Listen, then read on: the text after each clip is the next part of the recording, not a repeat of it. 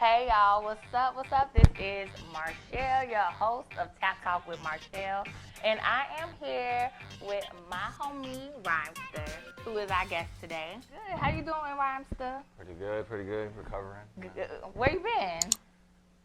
Traveling, driving, performing. Got to catch up on the Z's, on the sleep, you know. So he needs some sleep, y'all. So give him a couple, days or hours to get some rest. Probably like 20-minute cat nap, I'll be fine. Cause you just got back in town, right? Like 2 days ago. Then we had an event yesterday, so it was kind of like back to back to back. Yeah. Right. So let's get into this drink that I made for him, and it's called Whiskey and RhymSter. And I'm gonna give you the ingredients for that. But first, let's take a shot real quick. Cheers. Cheers.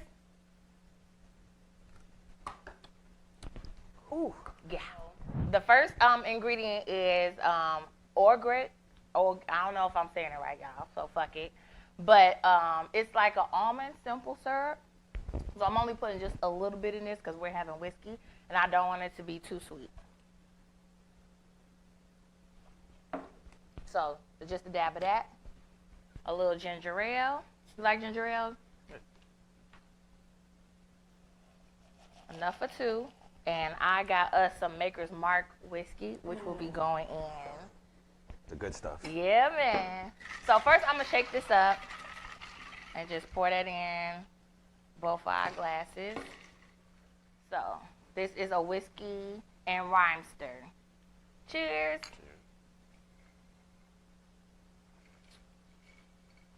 Okay. And just go like that. What area? Now you're from Chicago, born and raised, right? Mm-hmm. So what area did you grow up? This is a two-part question. Okay. So what area did you grow up in? I guess like northwest side, probably like 10, 15 minutes from here. Bounced around a little bit, you know, different areas of Chicago. Moved to the suburbs for a little bit. Came back to Chicago, but yeah, I was born and raised. In Chicago. Yeah.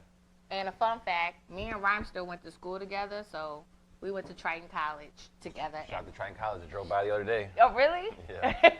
I was like, that's where I used to hotbox my car. Not go to class. So that's why he was missing. Only, like, yeah. I be in the library just Chilling. watching music videos. I was in there trying to graduate, so yeah. Yeah, we went to Triton College, and our favorite teacher was Mr. Kohler. Shout out Mr. Kohler. So shout out to Mr. Kohler wherever you are. And we created the first ever music and media Club, club yep. at Triton. And we had an open mic, and that bitch was banging until they cut it off. So Why did they cut it off?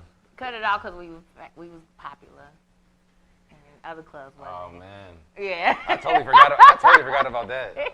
I just had a It was a flashback. I was like, hit. damn, I remember because there was like a stage in like the Yeah, cafeteria. and then everybody started coming, and they wanted to like Yeah. sign up.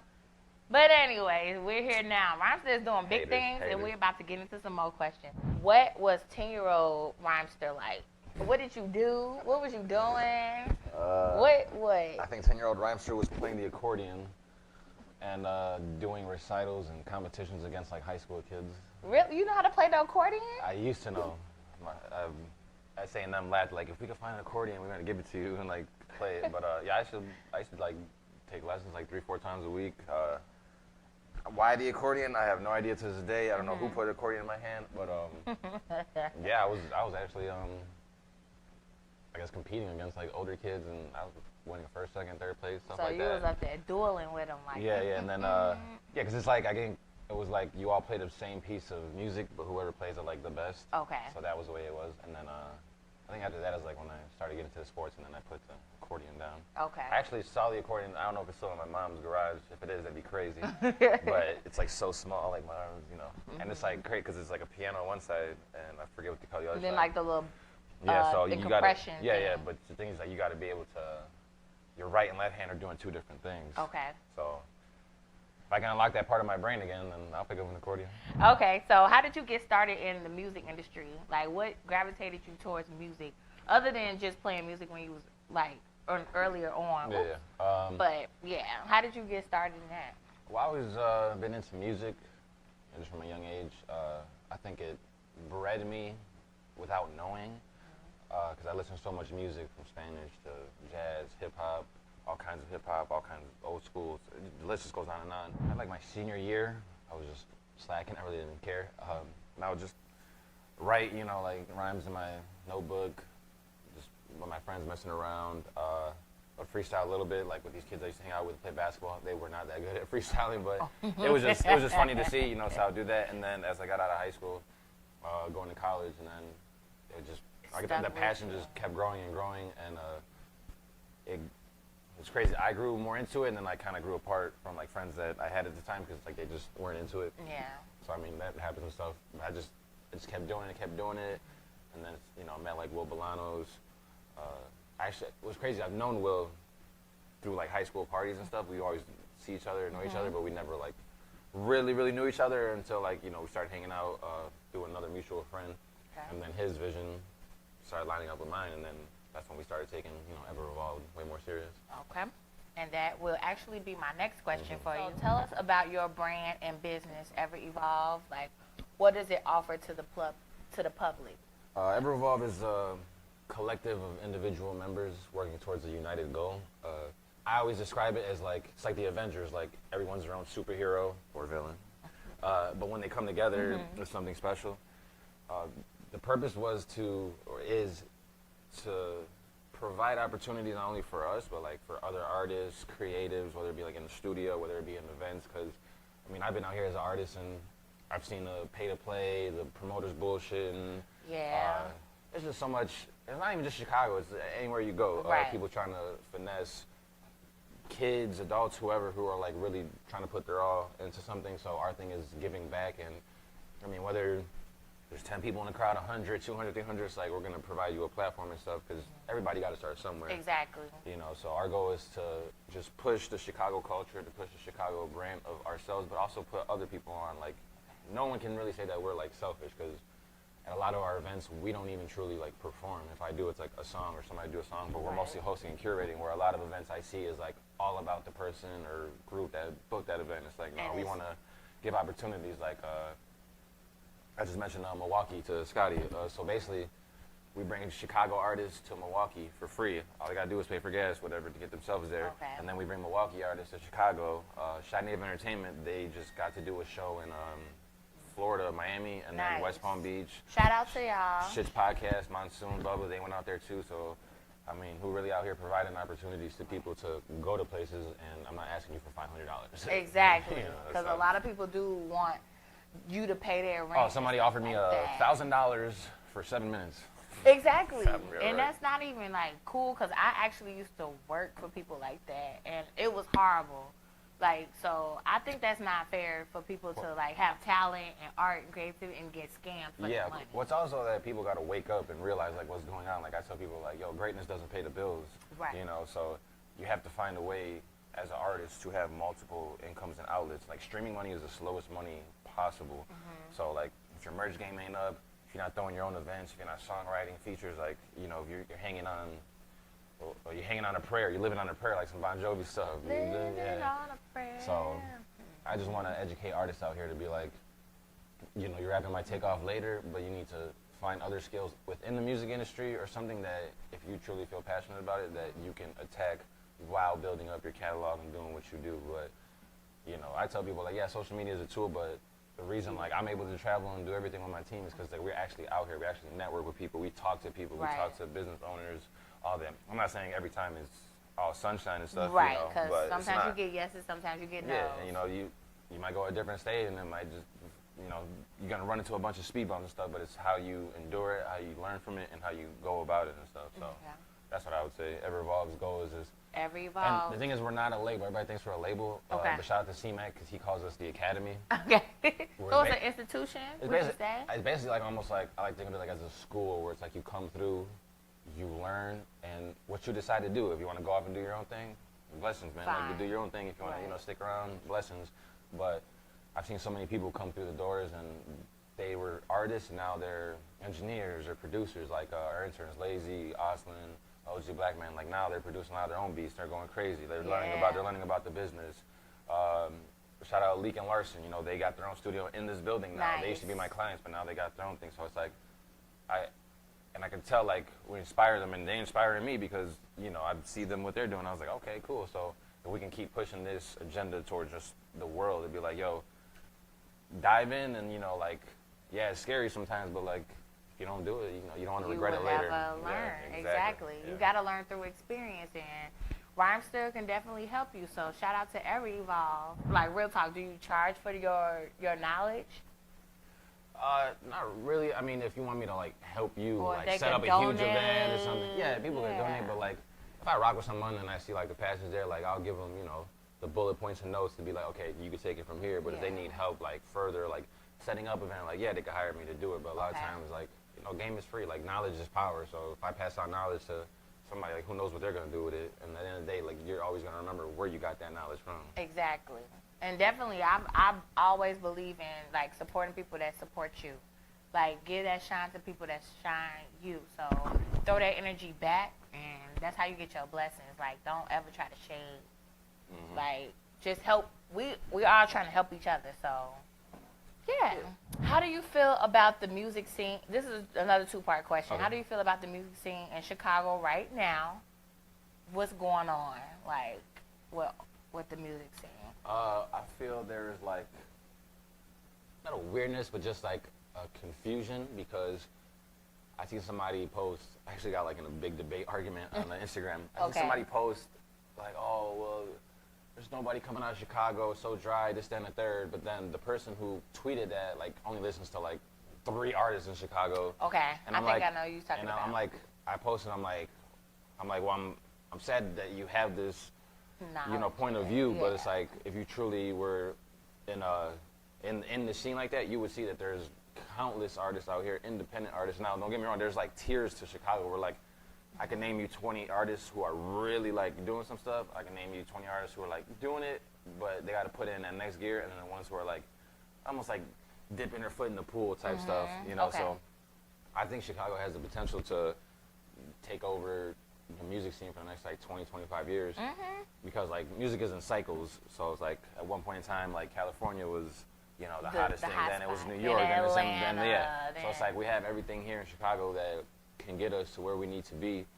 And I mean, Chicago is a gritty place. So it's like if you can do it here, I believe you can literally do it anywhere. Pretty much, yeah. So I mean, the music scene here is thriving, but it definitely needs support. Support. There's support out here. Don't get me wrong. There's support out here. But one thing from the debate I had, like one person said that like, oh well, they really don't do a lot as far as venue-wise or something like on the south side or west side, which she's not. I'm not saying like person's lying. Was like, that's true. So in the future, I would like to, open a venue in every part of the city. So every kind of artist, south side, because sometimes it is a mission to go from east to west or south to north or whatever it is. But the talent is out here. Like I said, it's about like unity, coming together, community. Like, get me wrong, at the end of the day, like this is it's like the NBA, it's a competition. Right. Like Michael Jordan was friends with Charles Barkley, but as soon as he got in the court, he wanted to whoop his ass. Like, exactly. But at the end of the day, it makes you better. So I think we got what it takes to take it to that next level.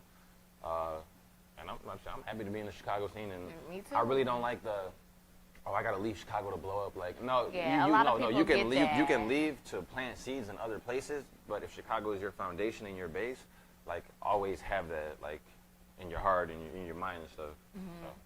Now, for that question, like to piggyback off of that, do you feel like if you did become like up in that higher hierarchy of music artists, like say you get to that level of Grammy, right? When he gets to that level, do you feel like you would have to move to LA or New York?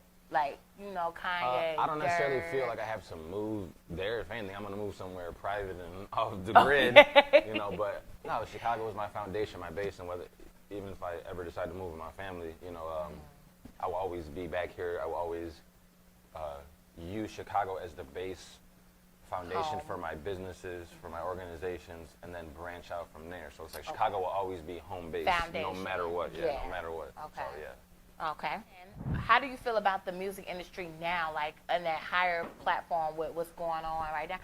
A lot of people are getting like locked up.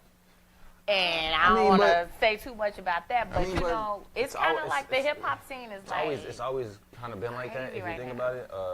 I mean, we can go down the list in history of hip hop of people indicted, this, that, and the third. Like, you understand where a lot of artists come from. Like, some come from the streets, some come from this. But as far as the state of music, I don't necessarily think we're in a bad place. Like, you know, Kendrick Lamar just dropped probably the album of the year.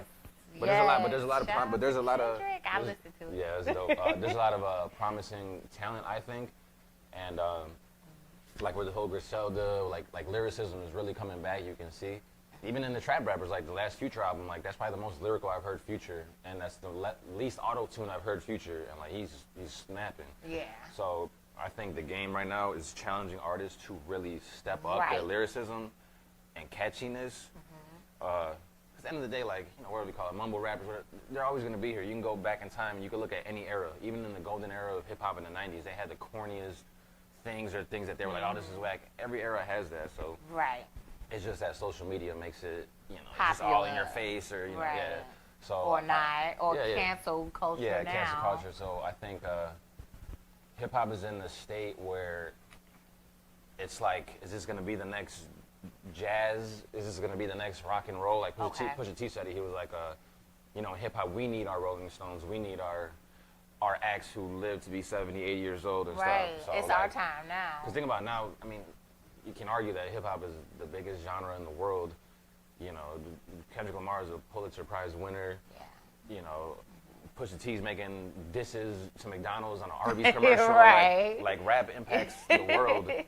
So I think the music scene, especially with this pandemic, kind of, you know, the pandemic happening, and it's, you know, everybody's coming back outside now. Touring's happening now. This, that, and there's happening. What I think in hip hop, people need to realize is like, it's not about being an artist no more. It's about being a brand. Well, JC, I'm not a businessman. I'm a businessman. Man, Jay-Z, yes. So you gotta understand. I tell artists like, yo, you gotta brand yourself. You gotta, you know, be somebody out here. Because back in the day, it was like there wasn't no social media, so like they were like mythical creatures. It was like, oh my God. But nowadays, it's like you gotta be personable with your fans. You gotta let them know that you're human like them. But at the same time, it's like you're superior at this one skill and all that stuff. So I think if it just the industry focuses and stops trying to, like, I don't want to say like criticize or like, you know, stop trying to criticize certain artists. Like I see Jack Harlow takes a lot of criticism and stuff. Yeah. Pitchfork gave him like a 2.9 out of 10 on his album, but then they gave like Machine Gun Kelly's shitty ass album like almost 7 out of 10. I'm like, it's all you know, it's all subjective. But my thing is like, yo, like, you got to respect the people who are out here grinding, and behind the scenes, it's like, yo, these people aren't blowing up by accident. If you look at what they're doing, the marketing, their team behind them, the investments, the endorsements, like it all ties up. Whether you like it or not, you're gonna hear it all summer. You're gonna, you know, you're gonna be all around it's gonna be a summer hit. So yeah, you don't gotta be a fan of it, but just be like, okay, I respect that the boy did something. Exactly. Yeah. So the popularity thing, do you think like that's the thing that they go with? Like you have to be more popular than this other artist for me to get. Yeah, I feel like popularity is a thing, but at the same time, it's like if you can use your skill to gain popularity. And they go hand in hand together versus just being like popular for being like a clown or just some goofy stuff. You know? Right. You have something to back it up. Yeah, exactly. Okay, so we're gonna get into our cocktail of questions. Which you have no idea what's in there. I forgot what the fuck I put in here, y'all. Like for real. Like I made this like in February. And so all right, RhymSter. This is a duo. We already had our cocktail, our whiskey and RhymSter. Now you have to pick something. I don't know what I put, but you got to pick a card and let's see what it says. Blue. So read it out loud. What is the biggest regret you have and why? Okay. That's a good one. That I didn't start rapping sooner in my life. Okay. Why? Because if I did, who's to know where I'd be right now? Man. So I would say that. Okay, cool. So he answered that question. All right, that's cocktail of questions. So we're going to wrap it up, you guys. How can people get in touch with you with questions, the music, the blog, events, all of that shit? You could DM, website, DM media. Ever Evolved, EVEREVOLVED, RhymSter 13, RhymSter 13. We host open mics every first and second Wednesday at Magoo's, 6550 South Bernard Avenue. See me in the building. Come say what's up. Come talk to me. Any event, just search Ever Evolve. We'll pop up. Like I said, this summer we're doing rooftop parties every 2 weeks, doing open mics, Spanish shows, punk metal shows, hip hop. merging them all together. Lee Chance Festival, September, traveling. So, man, just don't be shy. Just come up, talk to us, say what's up. Yeah, don't be shy. Just ask. You never know what can happen after that. It's free knowledge, resources. So get in touch with RhymSter. Get in touch with Every Evolve. And definitely, if you're out, I know everybody ain't going to have that shit, but I will. So this is a whiskey and RhymSter. Again, it's Old Great. I'm probably saying it wrong. Old Gate or whatever. And ginger ale and Maker's Mark. And that's a whiskey and RhymSter. So thank you guys so much. And have a great, great summer. We'll be doing interviews every month. So here at the Dog and Pony Show TV. Shout out to Scotty Rocks. Definitely follow him as well. Stay safe, drink responsibly, and tip your favorite bartender like me. Bye, y'all.